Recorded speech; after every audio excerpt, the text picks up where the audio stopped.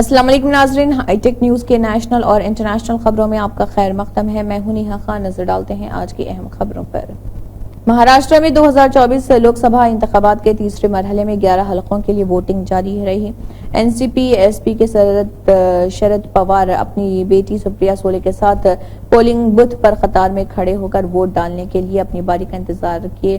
پوار جب ووٹ ڈالنے کے بعد پولنگ بوتھ سے باہر آئے تو لوگوں نے انہیں تلک لگایا اور ان کی آرتی اتاری۔ واضح ہے کہ گزشتہ شرد پوار کی طبیعت اچانک خراب ہو گئی تھی، جس کی وجہ سے پارٹی نے ان کے تمام پروگرامز کو منسوخ کر دیا تھا۔ اتر پردیش میں لوک سبھا انتخابات کے تیسرے مرحلے کی ووٹنگ کے درمیان سماجوادی پارٹی نے الیکشن کو متاثر کرنے کا الزام عائد کیا۔ سماجوادی پارٹی نے کہا ہے کہ مین پوری سے لے کر سنبھل، بدایوں، انولا اور آگرہ سمیت تمام مقامات پر مسلم ووٹروں کو پریشان کرنے اور ان پر دباؤ بنایا جا رہا۔ سماجوادی پارٹی نے ایک کے بعد دیگر کئی ٹویٹ کیے اور الگ الگ پولنگ بوتھوں پر ووٹروں کو پریشان کرنے کا الزام عائد کیا اور کہا کہ کہیں ای وی ایم خراب ہے تو کہیں پریزائڈنگ آفیسر سماجوادی پارٹی کے بوتھ سربراہان کو ایجنٹ بنانے سے روک رہے۔ پارٹی نے یہ بھی کہا کہ کئی بوتھوں پر جان بوجھ کر ووٹنگ سست رفتار سے کرائی جا رہی اور مسلم ووٹروں کو دھمکایا جا رہا۔ انفورسمنٹ ڈائریکٹوریٹ نے جھارکھنڈ کے وزیر اعلیٰ عالمگیر عالم کے پرسنل سیکرٹری اور پرسنل سیکرٹری کے گھریلو معاون کو 32 کروڑ روپے سے زیادہ کی نقد رقم برآمد کرنے کے بعد گرفتار کیا۔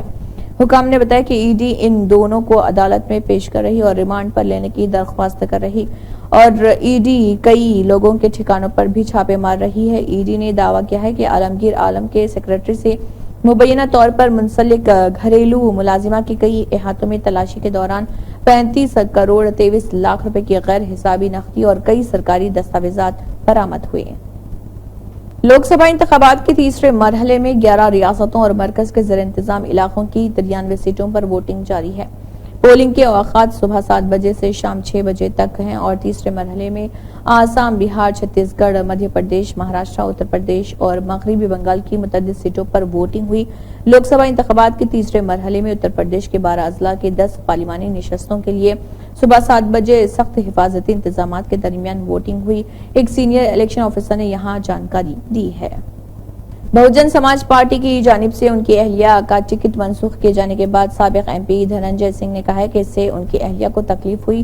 سنگھ نے یہ بھی کہا ہے کہ ان کی بیوی کا ٹکٹ منسوخ کر کے انہیں نیچا دکھانے کی سازش رچی گئی اور بی ایس پی نے جون پور لوک سبھا سیٹ سے سابق ایم پی دھننجے سنگھ کی بیوی کا ٹکٹ منسوخ کر دیا۔ پارٹی نے جون پور سے موجودہ ایم پی شیام سنگھ یادو کو ان کی جگہ اپنا امیدوار قرار دیا۔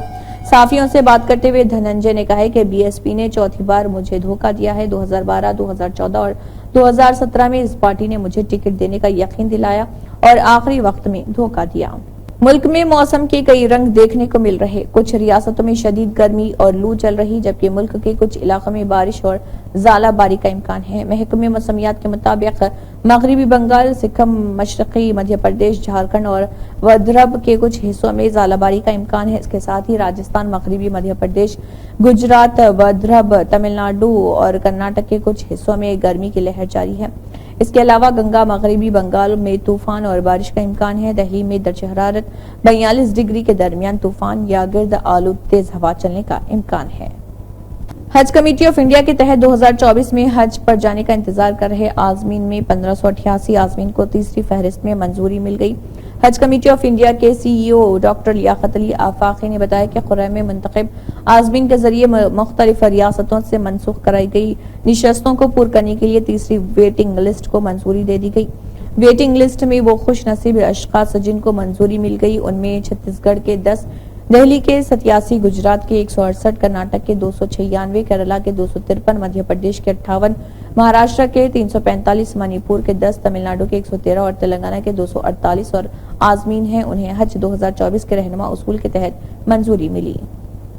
فلسطینی تحریک حماس نے مصر اور قطر کی جانب سے غزہ میں جنگ بندی کی تجویز قبول کر لی۔ برطانوی خبررساں ادارے کے مطابق حماس کی جانب سے جاری کردہ بیان میں کہا گیا کہ اس کے سربراہ اسماعیل ہنیہ نے قطر کے وزیر اعظم الشیخ محمد بن عبد الرحمن ال ثانی اور مصر کے انٹیلیجنس چیف عباس کامل کو آگاہ کر دیا کہ حماس نے ان کی جنگ بندی کی تجویز قبول کر لی ہے۔ مصری ذرائع ابلاغ نے اعلیٰ سرکاری عہدیداروں کے حوالے سے بتایا کہ اسرائیل اور حماس کے درمیان کشیدگی روکنے کی کوششیں کامیابی سے ہمکنار ہوئی۔ اسرائیل اور حماس کے درمیان فائر بندی معاہدہ 3 مراحل پر مشتمل ہوگا، جس میں قیدیوں اور یرغمالیوں کا باہمی تبادلہ اور انسانی بنیادوں پر جنگ بندی نمایاں ہے۔ سعودی ولی عہد و وزیر اعظم شہزادہ محمد بن سلمان کا آئندہ ہفتے دورہ پاکستان متوقع ہے۔ نیوز کے مطابق سفارتی ذرائع نے بتایا کہ دورے کے حوالے سے تاریخوں کو حتمی شکل دینے پر کام جاری ہے اور دورہ آئندہ ہفتے کے آخر دنوں میں متوقع ہے۔ ذرائع نے کہا ہے کہ یہ سعودی ولی عہد کا 2019 کے بعد سے پاکستان کا پہلا 2 طرفہ دورہ ہوگا۔ وزیر اعظم نے اپنی دیگر مصروفیات ترک کر دی ہیں اور شہباز شریف سعودی ولی عہد کے دورے سے متعلق انتظامی امور کی خود نگرانی کریں گے۔ ذرائع کے مطابق سعودی ولی عہد اپنے وفد کے ہمراہ پاکستان آئیں گے۔ محمد بن سلمان کے متوقع دورے میں $5 ارب کی سرمایہ کاری کے فیصلوں پر عمل درآمد کی یادداشتوں پر دستخط بھی متوقع ہے۔ لوک سبھا انتخابات کی سرگرمیوں کے درمیان مودی حکومت کے لیے بری خبر سامنے آ رہی ہے۔ ایک رپورٹ میں بتایا گیا کہ گزشتہ ماہ یعنی اپریل 2024 میں تقریباً 47 لاکھ لوگوں کو اپنی ملازمت سے ہاتھ دھونا پڑا۔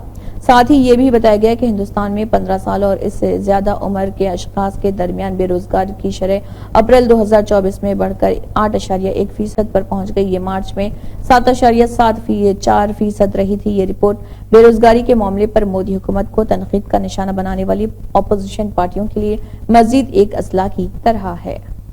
امریکہ میں گزشتہ کئی دنوں سے فلسطین کی حمایت اور اسرائیل کے خلاف زبردست مظاہرے ہو رہے۔ ان مظاہروں میں مختلف یونیورسٹیوں کے طلبہ شریک ہیں اور یہ لوگ سڑکوں پر اتر کر احتجاج کر رہے ہیں۔ پولیس کے ذریعے ان کے خلاف کارروائی ہو رہی اور انہیں گرفتار بھی کیا جا رہا، لیکن مظاہرے ہیں کہ رکنے کا نام نہیں لے رہے۔ ان مظاہروں کی وجہ سے ان دنوں امریکہ میں اعلیٰ تعلیم میں سلسلہ ٹھپ ہو کر رہ گیا ہے۔ ان مظاہروں نے امریکہ میں زبردست ہیجان برپا کر دیا ہے۔ ان مظاہروں میں گزشتہ روز اس وقت شدت دیکھنے میں آئی جب مظاہرین کی جانب سے امریکی پرچم کو نذر آتش کیے جانے کی خبر سامنے آئی۔ اسی کے ساتھ ہائی ٹیک نیوز خبرنامہ اختتام کو پہنچتا ہے۔ اللہ حافظ۔